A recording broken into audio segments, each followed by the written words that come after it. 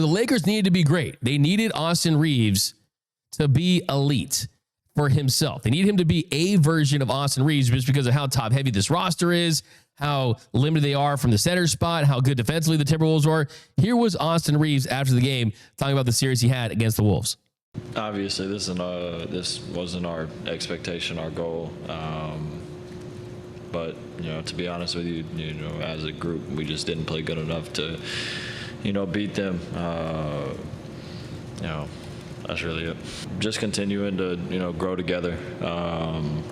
Obviously, they're unbelievable basketball players, and the more time you spend, not with just them, but the whole unit, you're just going to become, more cohesive, more together, know exactly what, you're going to do every possession when things get tough, when you're rolling, how you want to play the game. I thought we did a really good job of that in the regular season, and we just, like I said, we just didn't play good enough in this series. I think there was. I really just don't think we played good.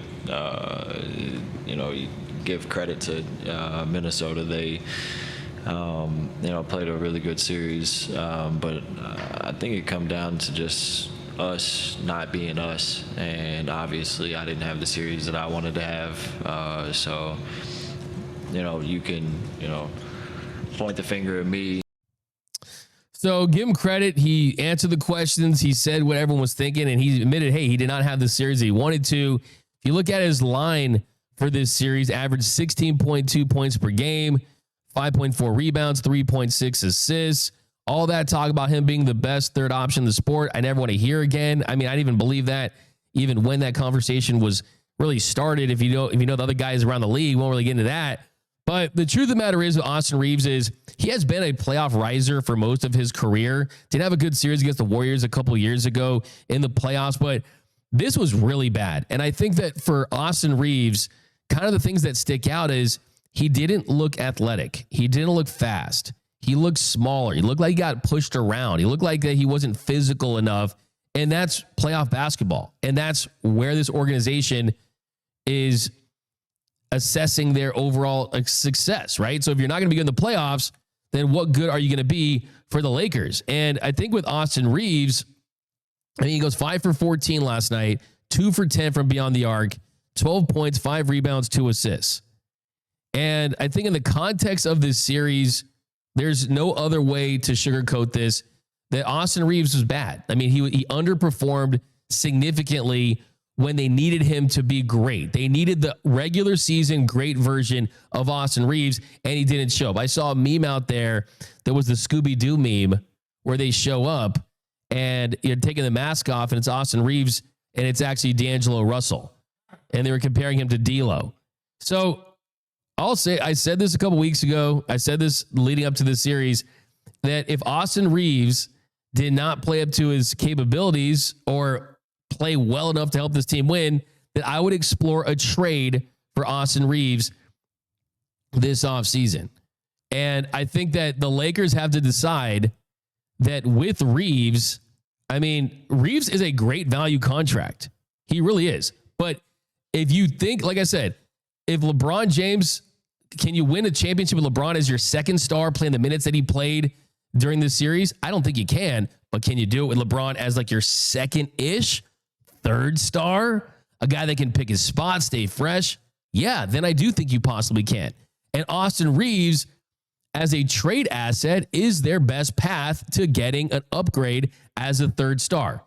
Hollywood, you got to nail your audition. Sometimes you only get one chance at it. Austin Reeves bombed the audition to be the third star with Luka Doncic and LeBron James. He just did.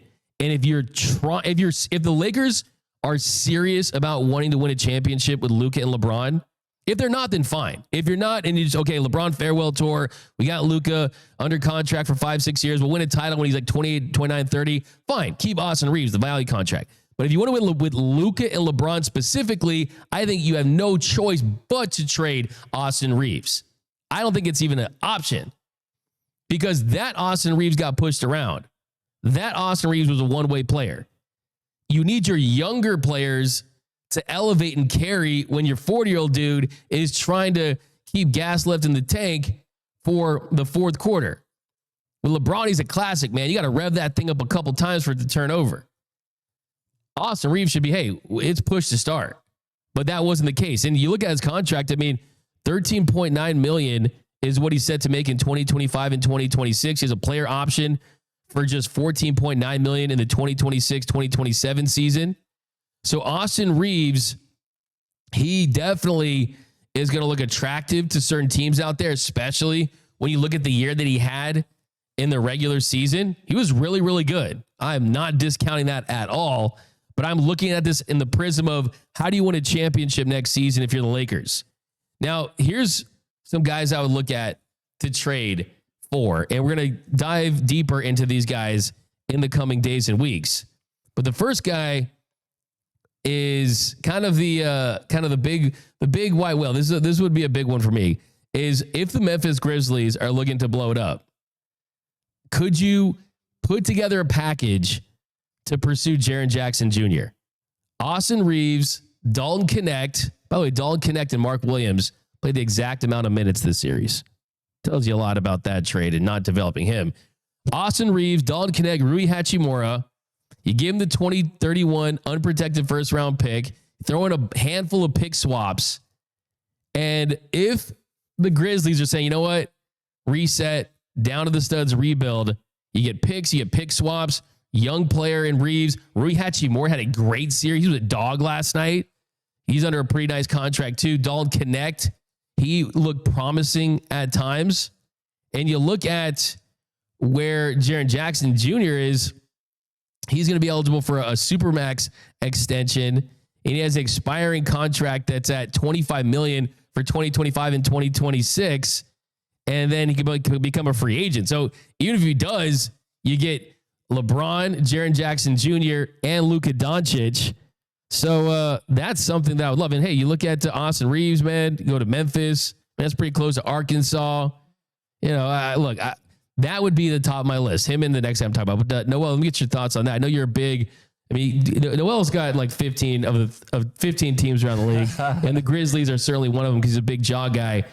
Thoughts on this even being a possibility? Yeah, I actually had this conversation with one of our Newsweek writers, Buddy, a couple of weeks ago, and we were talking Ricardo Sandoval. I love that guy. Yeah, so he asked me, he's like, after the LeBron era, who's the star you would want next to Luka realistically? And Jaren Jackson was at the top of my list because, I mean, all this time that Ja's been on and off the floor, he's held it down for the Memphis Grizzlies. He's probably going to make an all-NBA team. He's become this guy that can stretch the floor, that can score at all three levels, and honestly defend 1 through 5 at a pretty high level. The only concern is how he fares once it gets to the postseason, you know. But I feel like with the Luka Doncic, with the potential LeBron James, it would be incredible for him to come over. The only thing I know he's due for a big extension this offseason, and he's going to get a bag because he's going to make that all-NBA team. So yeah, that's where you would have to clear a lot of space and really look at payroll. But if you can make it happen at his age, that would be honestly the perfect center in my eyes to put next to Luka. I love Jaren Jackson Jr., man. Triple J. For sure. And the next guy, I don't know if this is more realistic or less realistic, just because I'm curious to see what the Jazz are going to do in the draft and if they want to see how this guy plays with whoever they end up picking. And that is for Walker Kessler. Walker Kessler is a player we've talked about on the show quite a bit, especially before they traded for Luka Doncic. And Walker Kessler would be a great complement to Luka Doncic, a center that could be a top 5 center at some point. He's very young. He's very affordable. He's just 23 years old, and he's very cheap. I mean, he's earning less than $5 million next season. But Walker Kessler, he would make a ton of sense. And I think that the big question there is, would you have to give up a king's ransom to get him just because they want to see what their top 5 pick is going to look like paying alongside him? But I mean, a defensive rebounding center, a guy that has a knack for being a really good rim roller. He can be an anchor on defense. I mean, he fits all of that. I mean, you look at his numbers and you're like, okay, all right, 11 points per game, 12 rebounds, an assist, couple blocks in 30 minutes. Doesn't blow your mind.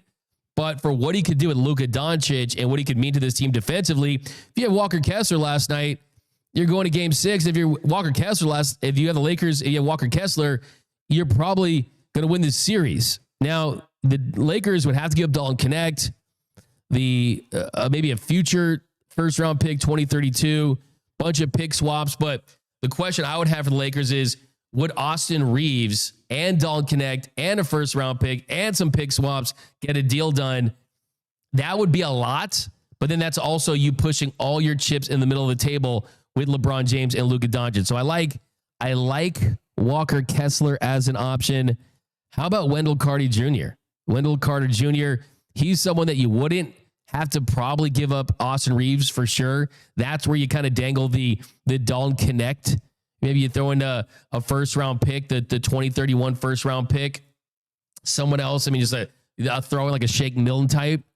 He's a dookie. What do you think about him? Yeah, well, no, you said Wendell Carter Jr. From Orlando Magic. I was just thinking that too, but the only concern I have is that the Magic really need ball handlers and shot creators. So I feel like they would go really hard to try to get Austin Reeves in that deal. Yeah, and if you're Lakers, you kind of revisit the Mark Williams package and like, okay, you kind of look at both those guys. I mean, I look at the fact that, look, he is an upgraded Jackson Hayes for sure. Yeah.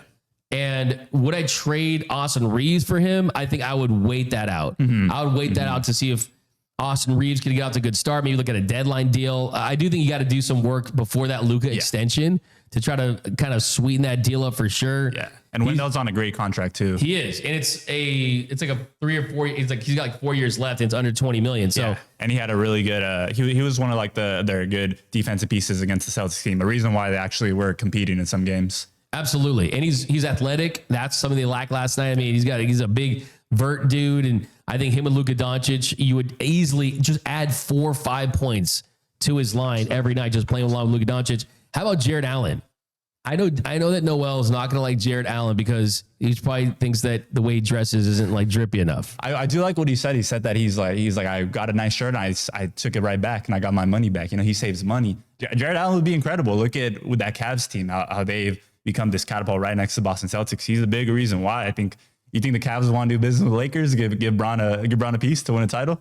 Yeah, and so that's a really good point right there. They'll sign the trade details in Comic Sans, like the Dan Gilbert letter that he wrote. But no, the other thing too, I mean, you look at Wendell Carter Jr., Jared Allen's almost on like a pretty similar deal. He has like $20 million per year, 4 years left. And I think that one's certainly you're including Austin Reeves and Dalton Connect, unprotected 2031 first round pick and all those pick swaps. So that would be a kind of a swing big one. You bring up an excellent point though, in the Cavs-Lakers relationship and would they want to kind of do LeBron a solid. But you kind of look at the team they have with Garland and Mitchell and you throw Reeves in there. That'd be pretty interesting. And I think, too, kind of look at how they fare. And depending on how they do this playoffs, and that's kind of one team you want to watch, is how active they will be in kind of his role, if it's diminished at all. Last guy is a dude that you don't want to see in a back alley. If you're picking one of these dudes that you want to squabble with to have your back, it'd be this guy, Isaiah Stewart on the Pistons. Numbers aren't crazy. 6 points, 5.5 boards, 1.7 assists, but then you start to get into the conversation of you're keeping Austin Reeves, but you're adding by giving up Dalton Connect, Gabe Vincent, Shake Milton. I think this one I'm not as big on just because I want to keep the Dalton Connect asset for a bigger deal, right? That's kind of what I'm about, right? I think that for me, it's I need Indiana Avenue, I need Park Place, I need Boardwalk, right? I'm not trying to trade for utilities on Monopoly, right? I think that that's kind of the thing for me. But that is my top 5 right now. 5 trade targets Lakers need to go after.